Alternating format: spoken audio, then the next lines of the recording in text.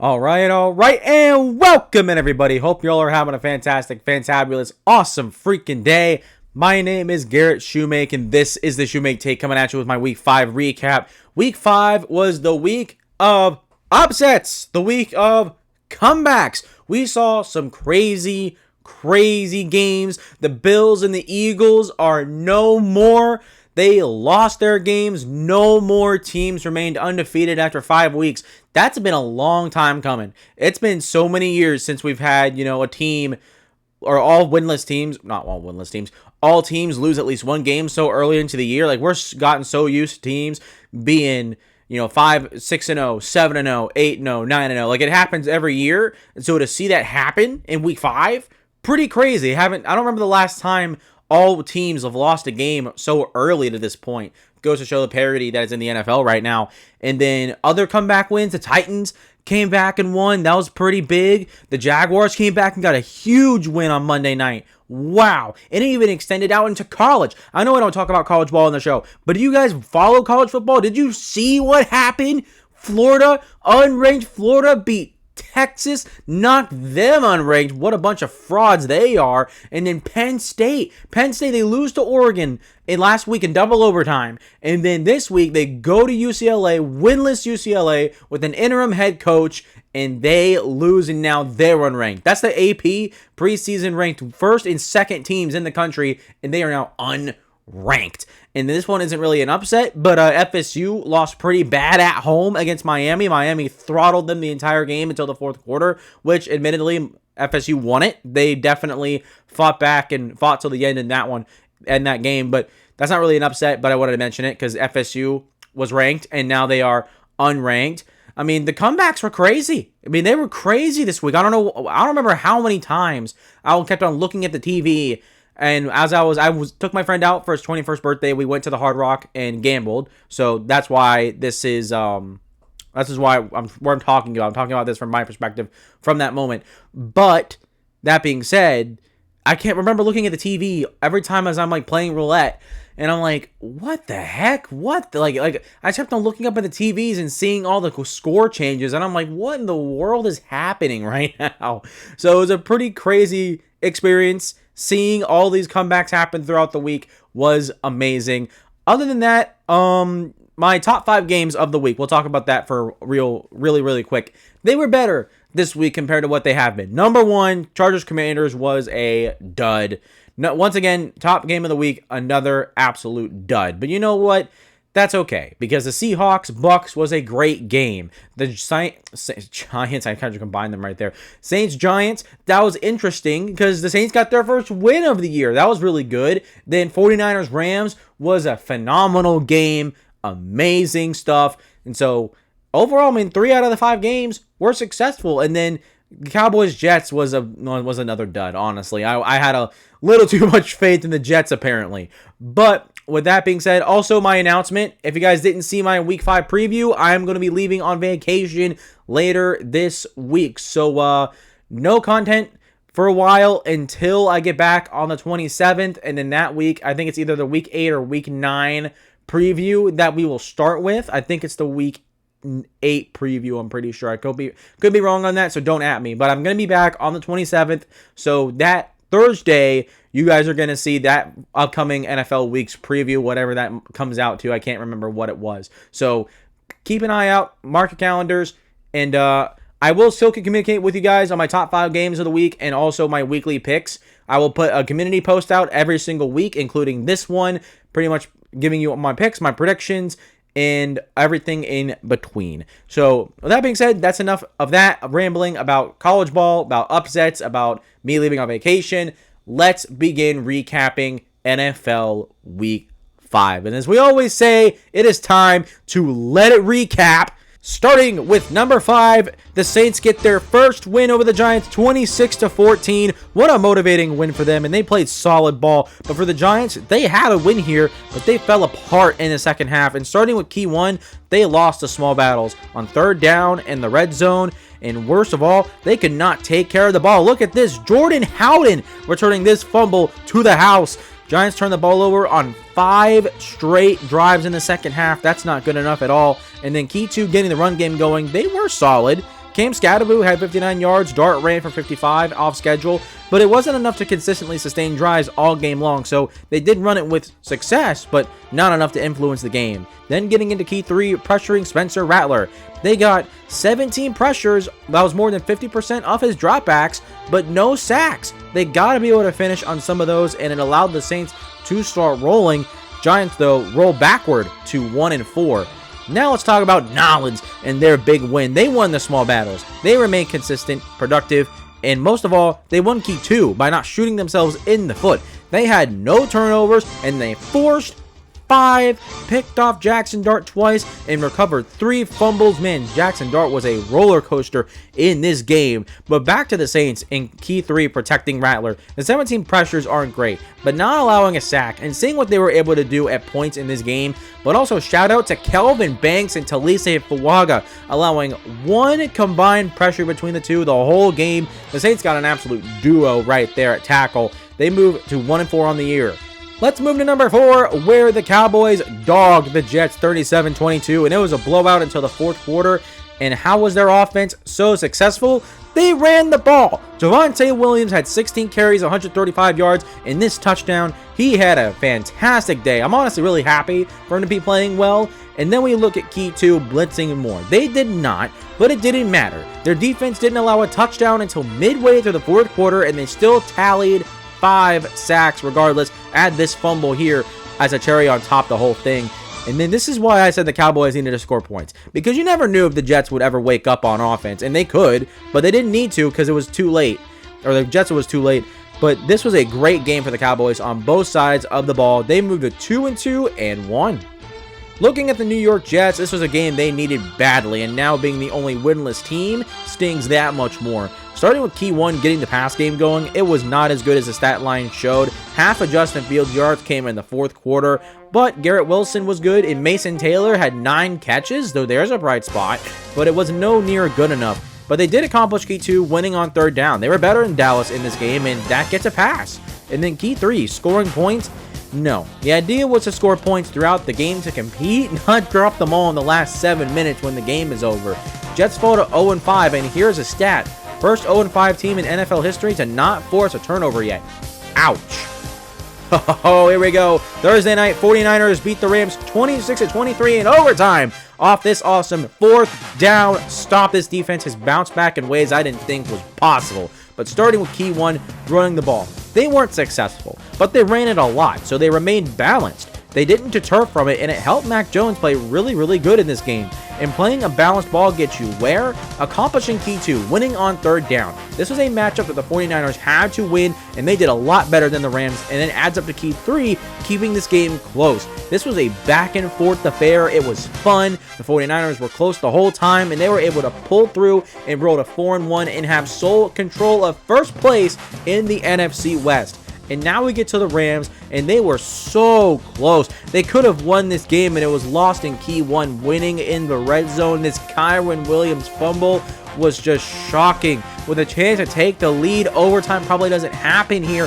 But shout out rookie Alfred Collins for the 49ers for making this play. Going to key 2, running the ball. They had success, but they didn't run a whole lot. But the way the game was shaping out, it made more sense to throw it. Matthew Stafford was cooking. And lastly, of course, they failed on making mistakes because of the Kyren Williams fumble. They also missed this kick. 2 of those plays made the difference, and the Rams fall to 3-2 on the year. Now, this should have been the best game of the week. Tampa getting a big win over Seattle, 38-35 on the road. Once again, made by a last-minute drive by Baker Mayfield, and he had an awesome game. And that is thanks to his offensive line, starting with key 1, protecting Baker. They were dang near perfect. And then key 2, heavy play action.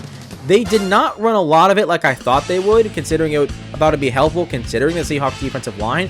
But the Bucs won up front so well, like we mentioned. Also, without Bucky Irving, that played a role into that as well. So it made sense why they didn't run it as much as I thought they would. And then lastly with key 3, getting guys in space. I think they did a great job. And I did do this because the Seahawks can't tackle, and they missed a bunch of them. And Tampa Bay ends up moving to 4-1 on the year. Then for Seattle, they nearly had this game. This pick by Darnold to set up the Bucs game-winning drive was tough to watch. But it's not all on Darnold, of course. Starting with key 1, This team needed to start and end strong, and they simply didn't. They were sluggish in the first half. They also missed a field goal, which really bit them. And then in the fourth quarter, their defense could not get the stops they needed to. And against the Bucs, who have struggled here in these moments, they needed to win this battle, and they didn't. Then we look at key 2, slowing down the Bucs pass rush. They were solid. They allowed a lot of pressure, but no sacks. They ran the ball well, which also helped. Sam Darnold and JSN were great in this game, quite frankly, and that is thanks to their offensive line. But the positives end with key 3, because they missed a lot of tackles again. 10 tackles according to Pro Football Focus. It's still a problem, and this needs to get fixed before it hurts their long-term success, and right now they fall to 3-2 on the year. Let's wrap it up with another dud in number 1. Commanders whooping the Chargers 27-10, and when I said get Jaden Daniels comfortable for key 1, they did great at giving him easy completions, but Bill Krosky Merritt with over 100 yards and a touchdown. He had a great game. He really helped this offense and his quarterback make the plays he needed to make. And then key 2, stopping Omarion Hampton. Great work. 44 yards on 12 carries, under 4 yards a pop. That put the Chargers in a lot of third downs, and it gave more opportunities to the Commanders' offense. And lastly, minimizing the big play. They were mostly great. Hats off to them. This defense pitched a shutout after the first quarter. They deserve a bunch of credit for that performance. They also forced 2 turnovers. The Commanders bounced back to 3-2 on the year. And what do we have here? The Chargers have found themselves in quite the rut, losing 2 straight games. Getting into the game in key 1, attacking this defense through the air, it was a crapshoot. Justin Herbert threw for 166 yards and could not consistently push the ball down the field, which sucked more since Omarion Hampton struggled in this game going into key 2.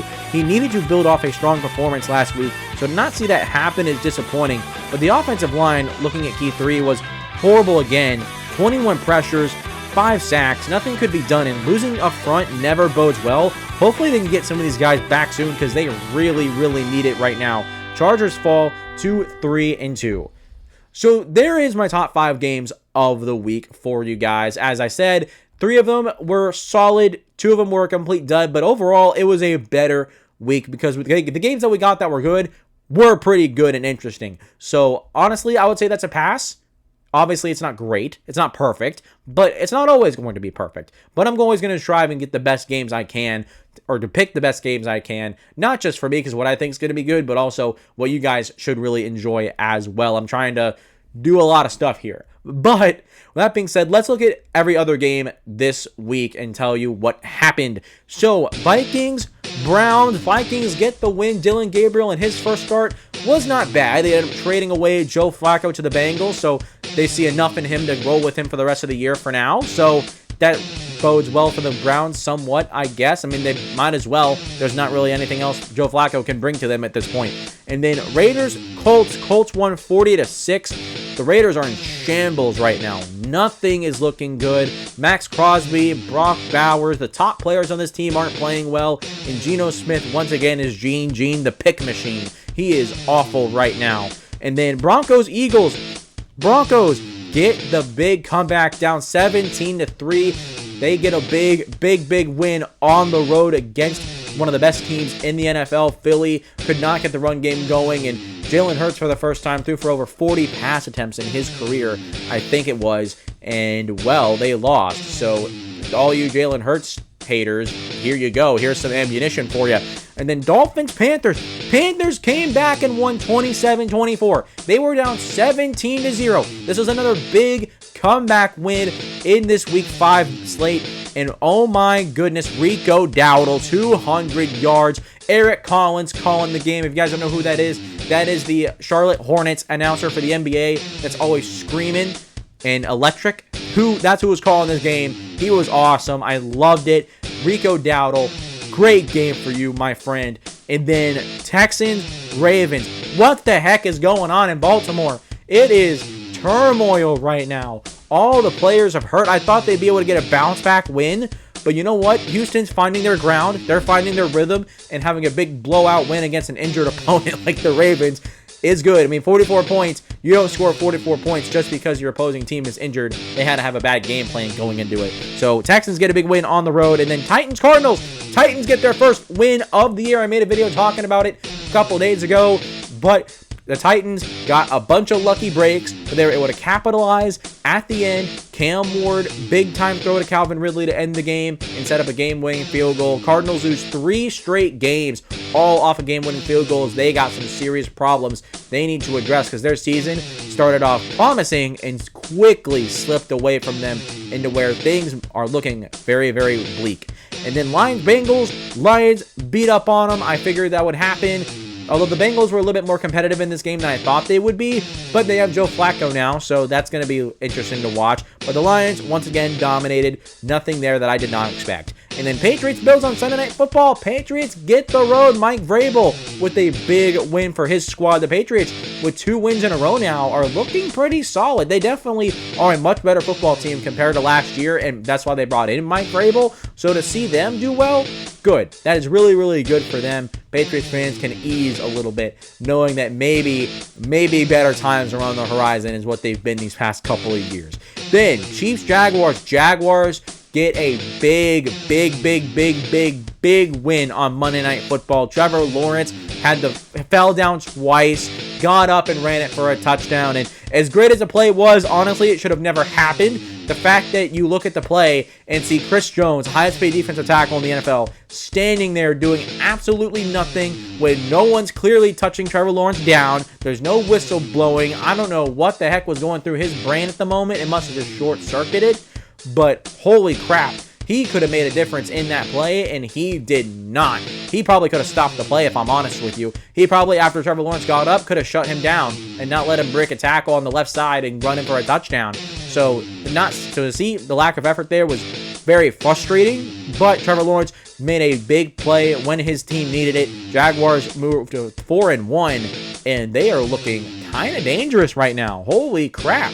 And so there it is. That is week 5 for you today. I hope you guys have enjoyed this video. If you've made it this far, how did your team do this week? How did you feel about your team in week 5? Let me know your thoughts in the comments down below. Also, make sure you leave a like and subscribe to the YouTube channel if you've made it this far. Please do. It would help me out a lot. And we're trying to reach 500 subscribers before the end of the 2025 regular season. So if you guys can get the word out, hit those 2 buttons and get me on the algorithm, that would be perfect. So please, and thank you. Lastly, make sure to follow me and follow my content on social media, whether it's Facebook, Twitter, Instagram, TikTok. I think I already said TikTok. TikTok, Facebook, Twitter, Instagram. There we go. That's how it goes, and all that good stuff. That way we continue to grow in the community here on the SHOUTOUT, getting everybody locked in and locked on to one of the best, fastest growing platforms. Actually, I'm not fast growing. I shouldn't say that, but I would like to say I'm fast growing because of how much I've grown. I thought I wouldn't grow as fast as I have. So you know what? In my perspective,